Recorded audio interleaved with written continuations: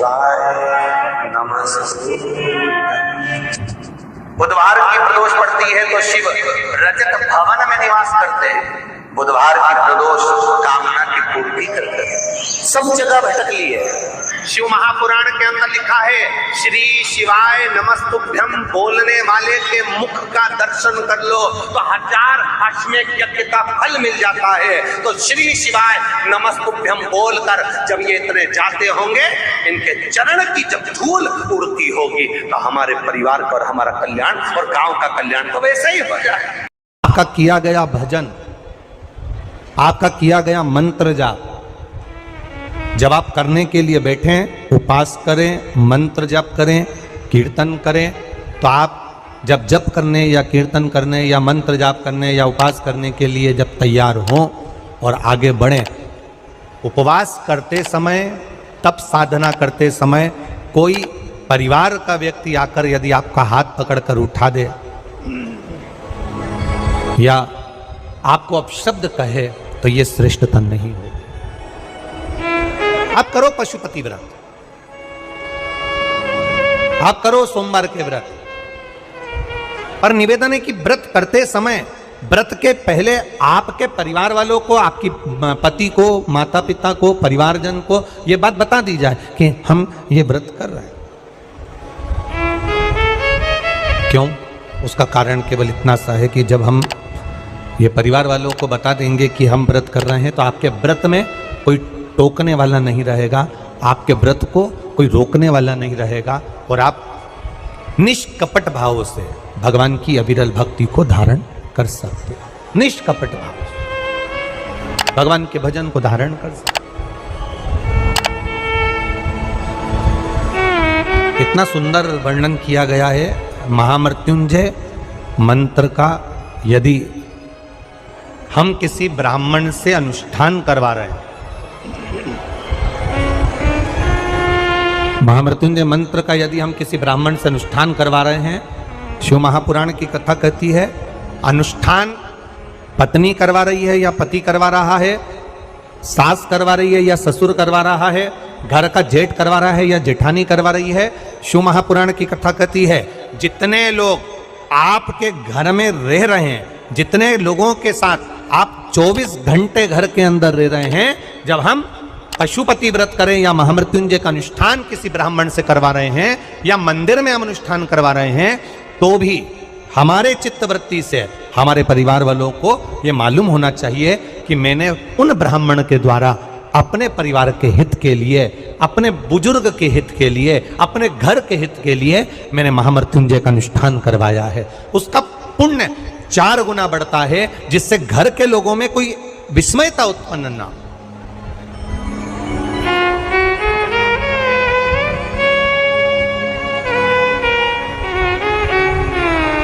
हमारे भीतर कोई विस्मयता उत्पन्न ना हो, हमारे मन के भीतर कोई भेदभाव उत्पन्न ना हो। और हम तो यहां तक कहेंगे, आप अगर शंकर जी के मंदिर में जा रहे हो, 1 लोटा जल चढ़ा रहे हो, शंकर जी के मंदिर में पहुंचकर 1 लोटा जल समर्पित कर रहे हो, तो भी आपके घर के लोगों को मालूम होना चाहिए कि ये पास वाले शिव मंदिर में गई है, मेरे पास के मंदिर में मेरा घर का बच्चा शंकर जी को जल चढ़ाने गया है, मेरा पति पास के मंदिर में शंकर भगवान को जल समर्पित करने के लिए गया है। ये घर के लोगों को ज्ञात होना चाहिए।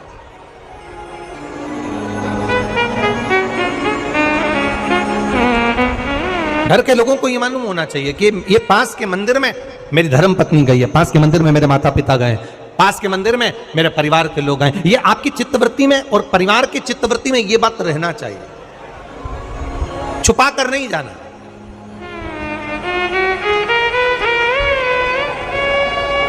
छुपा कर भगवान के मंदिर में नहीं जाना, छुपा कर पशुपति व्रत नहीं करना। महाराज, शिव महापुराण की कथा वर्णन करती है कि आप भगवान का अगर कोई व्रत, कोई साधना, कोई नियम ले रहे हो, माना आपने कोई व्रत करा, कोई करी, पर घर के लोगों को वो ज्ञात होना चाहिए कि ये मंदिर तक जा रही है, ये पशुपति व्रत कर रही है, आराधना कर रही है।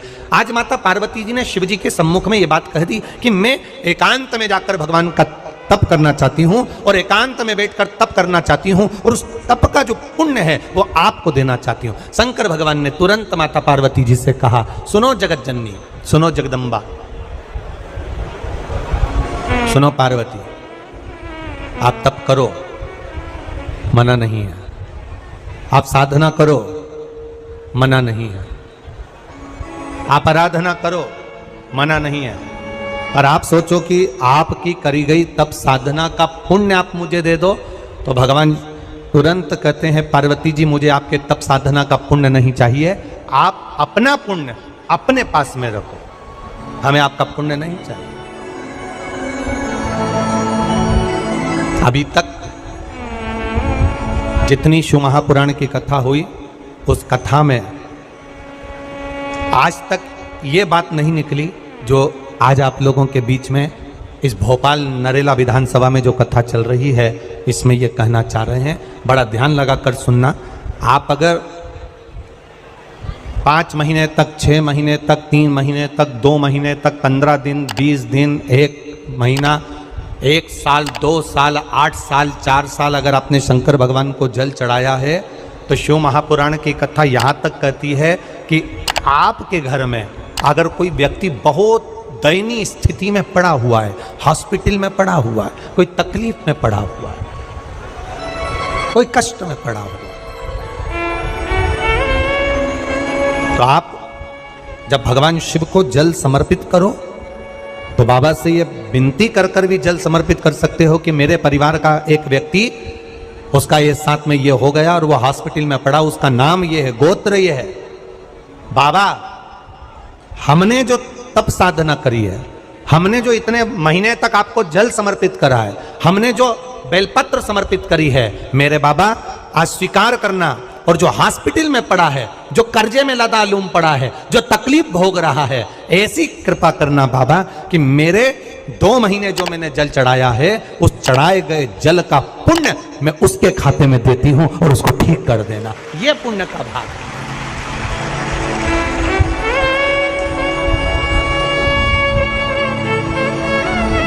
ये पुण्य का भाग है।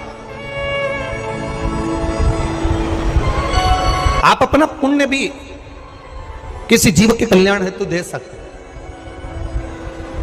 अब किसी ने एक बार ये कथा सुनी और कथा सुनकर कहा, महाराज जी आप कहते हो कि शंकर जी पे चढ़े हुए जल का पुण्य भी हम किसी को दे सकते हैं क्या? शंकर जी को चढ़े हुए जल का पुण्य क्या किसी को दिया जा सकता है? क्यों नहीं दे सकते? क्यों प्रदान नहीं कर सकते?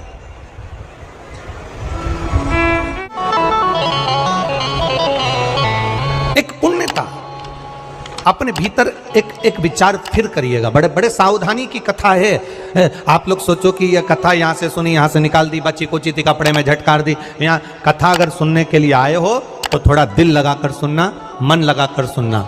हो सकता है एलईडियाँ थोड़ी बंद चालू हो, मना नहीं है, पर माइक की व्यवस्था आपके पास में है तो दिल लगाकर सुनो। जहाँ मौका मिल जाए वहाँ बैठकर अपना चित्त लगाकर सुनना, क्योंकि 3 घंटे में से केवल 2.5 घंटा आपको प्राप्त होता है। बाकी का पूरा समय आप लोग यहाँ सुबह 6 बजे से रात को 3 बजे से 4 बजे से इस कथा का इंतजार करते हो। शायद दुनिया की पहली कथा होती है शिव महापुराण की कथा, जिसको लोग रात को 4-4 बजे से 3-3 बजे से जगह संभाल कर बैठकर कथा सुनते हैं। तपती हुई धूप, भयंकर गर्मी, 2 किलोमीटर दूर तक पैदल चलकर आना और बैठने के लिए इतना 8-8, 9-9 पंडाल लगाए घर पर, 9-9 पंडाल भी फुल हैं। उन पंडालों में जगह नहीं। धूप में छाता पकड़ना, चादर पकड़ना, साड़ी पकड़ना और उसको पकड़कर बैठे रहना। तपती हुई धूप में जहाँ तहाँ बैठकर कथा सुनना, ये दुनिया की पहली कथा है जिसको लोग कभी भूल नहीं पाएंगे कि इतनी धूप में भी लोग कथा सुन सकते। इतनी धूप, इतनी गर्मी, और केवल एक जगह नहीं, जहां शिव महापुराण की कथा का रसतत्व होता है वहां लोग इंतजार करते हैं 3-3 बजे तक। इसको छूटने मत देना।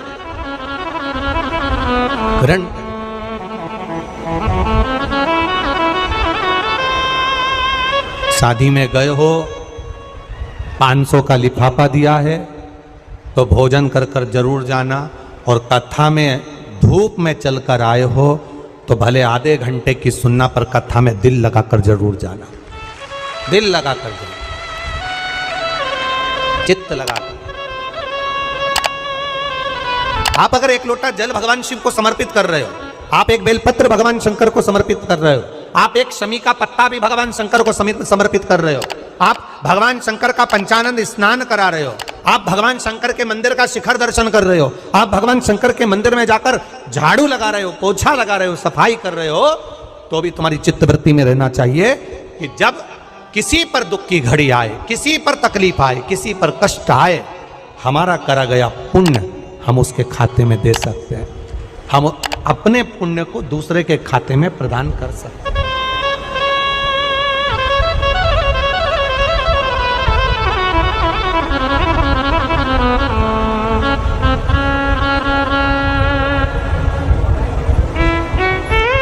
बेलपत्र जरा ध्यान देना हो,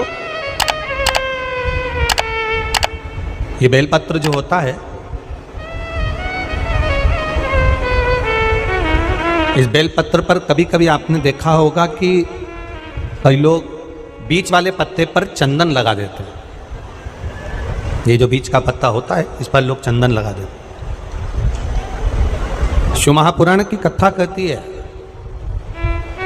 अगर भूलवश भी अनायास आपके पास बेलपत्र भी नहीं है, शिव जी का चढ़ा हुआ बेलपत्र भी अगर आपने उठा लिया और उठाकर उस बीच वाले पत्ते पर एक चावल का दाना रखकर भी आप भगवान भोलेनाथ को समर्पित कर रहे हो, तो ये समझ लेना कि तुमने महीना, 2 महीना, 4 महीना, 6 महीना, 8 महीने में, हम तो हमेशा कहते आए हैं, आज फिर कर रहे हैं, 1 महीना पूरा हो जाए जल चढ़ाते, 2 महीना पूरा हो जाए जल चढ़ाते, 3 महीना पूरा हो जाए, 4 महीने पूरे हो गए, 6 महीने पूरे हो गए, या आपका साल भर पूरा हो गया, प्रयास करा करो एक पत्ते पर एक चावल का दाना रखकर शिव जी को समर्पित करना। क्यों? जो तुमने पूर्व में जल चढ़ाया है वो चावल का दाना अक्षय, उसको अक्षत माना जाता है, अक्षय माना जाता है। मतलब तुमने अभी तक जो जल समर्पित करा है वो कभी समाप्त तो नहीं हो सकता, उसका पुण्य तुम्हारे खाते में चले गया, अब तुम उसको किसी को भी प्रदान कर सकते हो।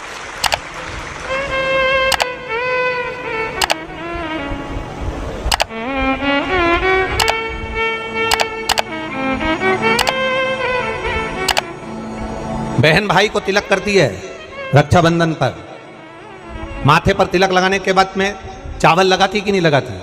बोलो, जम के बोलो जरा। लगाती है? बोलते जाओ जरा। लगाती है, ठीक है। मंदिर में आप पूजन कर रहे हो, घर में कोई अनुष्ठान कर रहे हो, पंडित जी तुम्हारे मस्तक पर तिलक करते हैं तो चावल लगाते कि नहीं लगाते? बोलो बोलो, जम के बोलो। लगाते हैं। तुम्हारे घर में शादी ब्याह होता है तो तिलक करा जाता है तो चावल लगाया जाता कि नहीं लगाया जाता? लगाया जाता। सब समय पर चावल, मस्तक पर कंकु का तिलक, चंदन का तिलक, जो भी तिलक तुम्हारे मस्तक पर लगा है, कोई अगर लगाएगा शुभ कार्य में तो चावल जरूर लगाएगा। बस एक कार्य ऐसा होता है जिस समय पर मस्तक पर तिलक करा जाता है पर चावल नहीं लगाया जाता।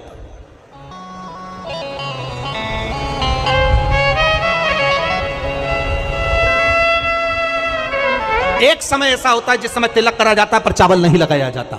चावल का मतलब है अक्षय, मतलब बार बार भगवान ऐसा मौका लाए, बार बार भगवान ऐसी कृपा करे कि तुम ऐसा अनुष्ठान करते रहो, पुण्य करते रहो, सत्कर्म करते रहो, 16 सोमवार के व्रत करते रहो, चतुर्थी के व्रत करते रहो, तुम छठ की पूजन करते रहो, तीज का व्रत करते रहो, सोमवार का व्रत करते रहो, तुम्हारे घर में हमेशा ऐसे शुभ कार्य होते रहे। केवल अक्षय, अक्षत एक जगह पर नहीं लगाया जाता। कब नहीं लगाते अक्षत को? मस्तक पर तिलक करते समय अक्षत कब नहीं लगाया जाता? केवल एक समय पर। कब? जब घर में कोई शांत हो जाता है और शांत होने के बाद जब मस्तक पर पगड़ी का क्रम होता है, उस पगड़ी के क्रम पर तिलक तो लगाया जाता है पर चावल नहीं लगाया जाता। भगवान से प्रार्थना करते हैं ये बार बार मौका मत देना, जो हो गया उसको क्षमा, ऐसा मौका बार बार ना दीजिएगा। हाँ, पगड़ी पर से उठ गए, अच्छा काम करने के लिए मंदिर जा रहे हो, स्थान छोड़ने के बाद अब तिलक लगाओ और उसमें चावल ढेर सारा लगाओ, कोई मना नहीं, पर अक्षय उस अक्षत की महत्वता को समझना कि उसको बारंबार प्राप्ति ना हो, ऐसे कार्य की प्राप्ति ना हो, अच्छे कार्य की प्राप्ति, श्रेष्ठ कार्य की प्राप्ति, शुभ कार्य की प्राप्ति। अगर मौका मिले तो एक बार भविष्य पुराण, और एक बार मौका मिले तो कुर्म पुराण, और एक बार मौका मिल जाए तो नंदी पुराण, ये 3 पुराणों का स्मरण करना, इसमें आपको अक्षत की महत्वता प्राप्त हो। भविष्य पुराण, कुर्म पुराण और नंदी पुराण, इन 3 पुराणों में आपको अक्षत की महत्वता प्राप्त होगी कि चावल की महत्वता क्या है। एक चावल का दाना जब अशोक सुंदरी वाली जगह पर चढ़ाया जाता है, एक चावल का दाना अशोक सुंदरी वाली जगह पर चढ़ाया जाता है। हम माताओं से हमेशा कहते हुए आए हैं, आज फिर निवेदन करेंगे, जिस माता के गर्भाशय में गांठ हो गई हो, जिस माता के गर्भाशय में गठान पड़ गई, अक्षत, एक चावल का दाना, गर्भाशय में गांठ हो गई, डॉक्टर को दिखाया, गर्भाशय में बच्चा दानी के अंतर्गत गांठ पड़ गई, गर्भाशय में गांठ पड़ गई, बड़ी तकलीफ की जिंदगी जी रही है, डॉक्टर कह रहे हैं ऑपरेशन करवाओ, डॉक्टर कह रहे हैं ऑपरेशन करवाना पड़ेगा। एक बार मेरे भोलेनाथ पर जल चढ़ाना प्रारंभ करो, एक चावल का दाना अशोक सुंदरी की, अशोक सुंदरी की जगह मालूम है ना सबको? अरे बोलो, अशोक सुंदरी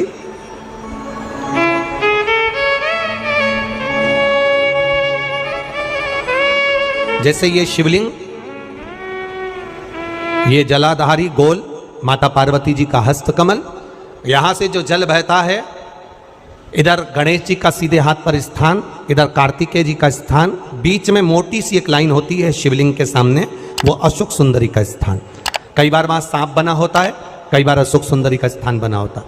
ये शिवलिंग, पार्वती जी का हस्त कमल, गणेश जी का स्थान, षडानंद कार्तिकेय जी का स्थान, बीच में अशोक सुंदरी का स्थान, ऊपर से जो बूंद बूंद पानी गिर रहा है वो शंकर भगवान की 5 लड़कियां, जया, विषहरा, शामरीबारी, दौतली और देव, ये शंकर जी की 5 बेटियां ऊपर से जल गिरा रही। तो अशोक सुंदरी वाली जो स्थान होता है, जब आपके गर्भाशय में या शरीर में पुरुष हो, स्त्री हो, जिसके पूरे शरीर में कहीं पर भी गांठ पड़ गई हो और गल ना रही हो, एक चावल का दाना अशोक सुंदरी वाली जगह पर चढ़ाना प्रारंभ करो, शिव जी पे जल चढ़ाना प्रारंभ करो, उस जल का आचमन करना प्रारंभ करिए।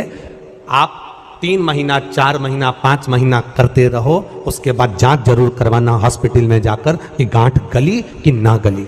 पर विश्वास रख, भरोसो दृढ़ इन चरणन करो, श्री वल्लभ नक चंद्र छटाबिन सब जग माही अंधेरो। भरोसा मूर्ण होना चाहिए, भरोसा मूल हो। हमारा अगर विश्वास नहीं है तो फिर भगवान भी नहीं है। मानो तो मैं गंगा माँ हूं, ना मानो तो बहता। आपका अगर भरोसा कहता है कि मैंने जल चढ़ाया और मेरा महादेव सुनेगा, आपने सोच लिया कि मेरा महादेव सुनेगा, महादेव सुनेगा। और आपने अंदाजा लगा, कई लड़कियां जब शादी करती हैं तो पहले से गलत सोच बनाकर आती हैं कि सास तो डेंजर होती है। कईयों के मन में भाव आता है सास बुरी होती है, सास अपशब्द कहती है, सास गाली देती है। कई लोगों से सुना, जिससे मिलो उसकी सास ऐसी हो गई, कोई ना कहा हमारी सास ऐसी थी। लड़कियों ने अपनी चित्तवृत्ति में भर लिया कि सास बुरी होती है। जब चित्तवृत्ति में भर लिया कि सास बुरी होती है तो वो कितने भी अच्छे घर में चली जाए, उसको सास बुरी ही लगेगी, ये निश्चित है। और अगर आपने मन में सोच लिया कि जो किस्मत में लिखा होगा देखा जाएगा, संसार सागर में जन्म लिया है, सुख दुख चलता रहता है। अगर कोई बेकार भी मिल गया ना तो अपना स्वभाव से मैं उसको अच्छा बना लूंगी, मुझ में वो क्वालिटी है तो वो अच्छा हो जाए। आप पहले से विचार कर लीजिए। आज के जमाने में लोगों को ना तो लिखना आता है ना विचार करना आता है। एक फेसबुक पर हमको तो आशीष ने बताया, एक फेसबुक पे लिखा हुआ था, एक फेसबुक पर किसी ने लिखा था, आज पुत्र रत्न की प्राप्ति हुई, सभी मित्रों का आभार। क्या लिखा था फेसबुक पे? अरे बोलो तो जम के, आज मेरे घर पुत्र रत्न की प्राप्ति हुई, सभी मित्रों का आभार। अब मित्रों का आभार क्यों दे रहा है? पुत्र तेरा है कि मित्रों का है?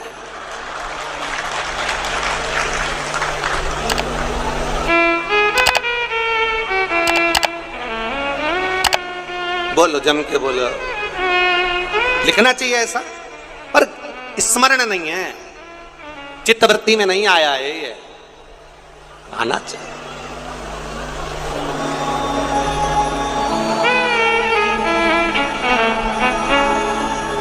चित्तवृत्ति में आना चाहिए। आप क्या कर रहे हो, आप क्या प्रदान कर रहे हो, क्या लिख रहे हो, क्या बोल रहे हो, आपकी चिदानंद वृत्ति में यह आना चाहिए कि आप क्या कर रहे हो। आज मेरे यहां पुत्र रत्न की प्राप्ति हुई, सारे मित्रों का क्या लिखा है तुमने, क्या प्रदान किया तुमने, विचार करो।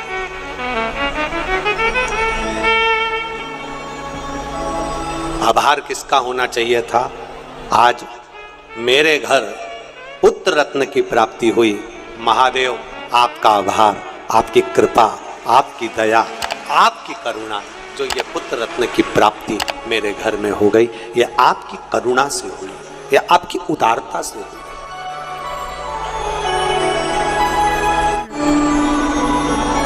ये आपकी करुणा है, ये आपकी उदारता है।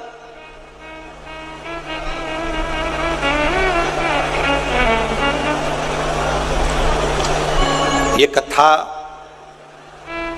हमने कल भी कहा था कि कथा और कहीं भी हो सकती थी, भोपाल में ऐसा जरूरी नहीं कि आदरणीय विश्वास भैया के यहाँ हुई, कथा कहीं पर भी हो सकती थी।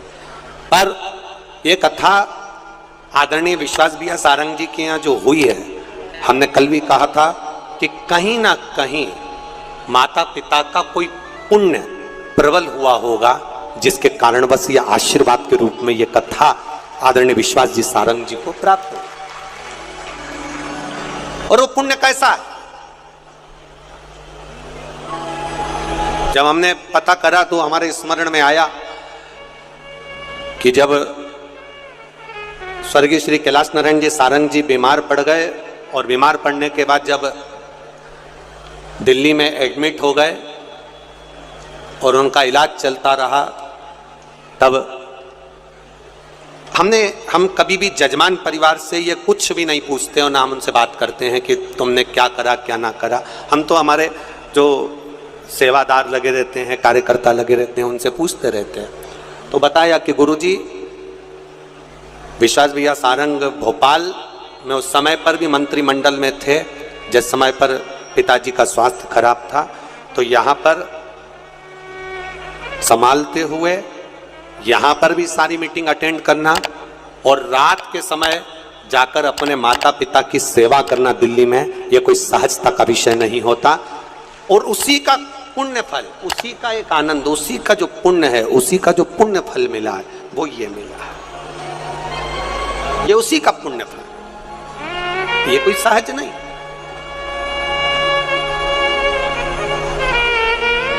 इतनी शिव महापुराण की कथा करी, पूरे भारत में करते रहते हैं, पर पहली शिव महापुराण की कथा ऐसी हुई है जिसमें रेलवे स्टेशन पर भी भक्तों को लाने के लिए बस लगाई गई। इसके लिए विश्वास भैया सारंग जी को बहुत बहुत साधुवाद। आज तक जितनी कथा हुई, उस किसी कथा में कहीं पर भी रेलवे स्टेशन से कथा स्थल तक लाने के लिए भक्तों के लिए बस नहीं लगी। पर पहली कथा ऐसी थी जिसमें भोपाल के रेलवे स्टेशन से भक्तों को यहां तक लाने के लिए बसों को निःशुल्क चलाया गया। एक बार जोरदार ताली बजा। बहुत बहुत साधुवाद, बहुत बहुत साधुवाद।